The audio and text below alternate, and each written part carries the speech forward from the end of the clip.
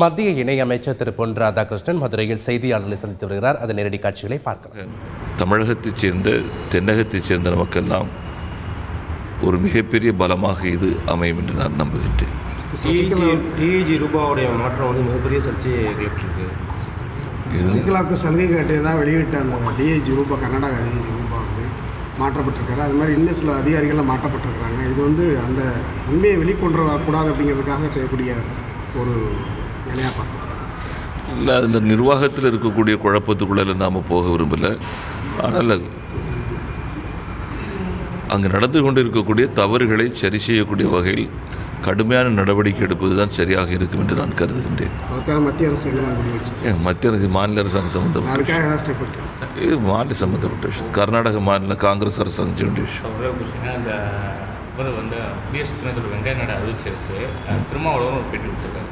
அது என்ன கருத்து சொல்லியிருக்காரு அப்படின்னா, ஊராட்சிகள் இருக்கிறது போன்றே வந்து ஒரு தலித் வந்து இதாக இருந்தாருன்னா, பிரசிடெண்ட்டாக இருந்தாங்கன்னா துணைத் தலைவர் உதவியாரியாக இருப்பாங்க.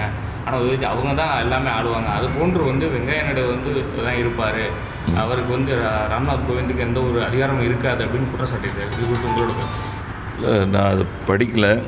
அண்ணன் திருமாவளவன் அவர்கள் அந்த கருத்தை சொல்லியிருக்க மாட்டார் என்று நான் கருதுகிறேன். சொல்லியிருந்தால் மிக துரதிர்ஷ்டவசமான ஒரு விஷயம்.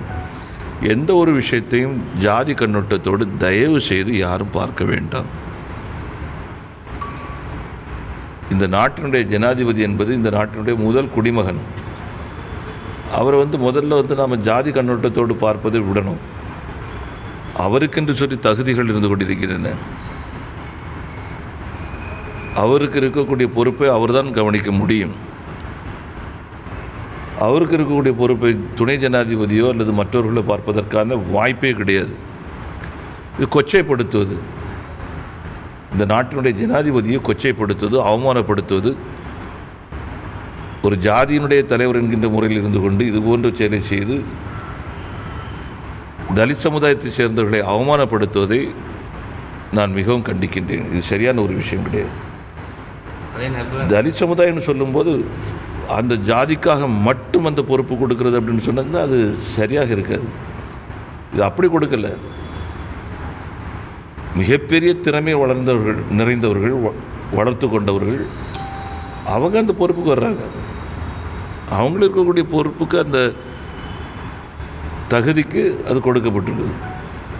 அதில் நாம் பெருமைப்படணுமே வழிய அதை வைத்துக்கொண்டு ஜாதி அரசியல் நடத்துவது ஏற்றுக்கொள்ள முடியாது. கமல்ஹாசனுடைய கருத்துக்கு தமிழக அமைச்சர்கள் மிரட்டும் தொழிலில் தொடர்ந்து பேட்டி அளித்துட்டு வர்றாங்க. அதை பற்றி உங்களுடைய கருத்து? தேவையில்லாத ஒரு விஷயம், தேவையற்ற ஒன்று பெரிதாக்கப்பட்டு கொண்டிருக்கிறது. ஒவ்வொருத்தரும் ஒரு கருத்து சொல்லிகிட்டு இருப்பாங்க. அந்த கருத்தில் நமக்கு உடன்பாடு இல்லை என்று சொன்னால் உங்களுடைய கருத்தில் எனக்கு உடன்பாடு இல்லை, அவ்வளோதான். அரசியலில் வந்து தான் எல்லாரும் கருத்து சொல்லணும் அப்படின்னு சொன்னால் அவன் பத்திரிகையாளர்கள் அத்தனை பேரும் அரசியலுக்கு வந்தாகணும், ஏதோ ஒரு கட்சியில் வந்தாகணும். ஏற்றுக்கொள்ள முடியாது.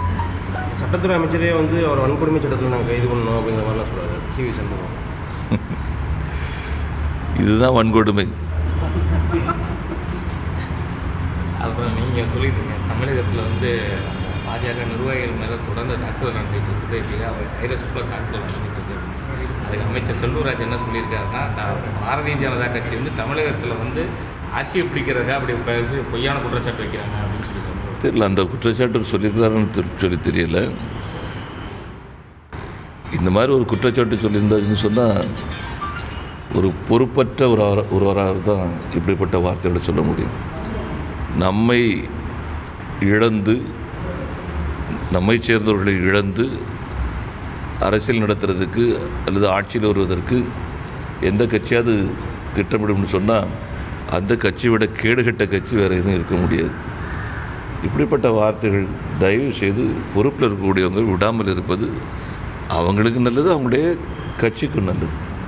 ஒட்டுமொத்தமாக இப்போ தமிழகத்துடைய எடப்பாடி தலைமையான ஆட்சி எப்படி இருக்குது, சட்ட ஒழுங்குகள் எப்படி இருக்குது, செயல்பட ஆரம்பித்திருக்கிறார்கள். சில விஷயங்களில் கடுமையான முயற்சிகள் எடுக்கிறாங்க. இந்த முயற்சி வெற்றி பெற்றால் மகிழ்ச்சி, சந்தோஷம்.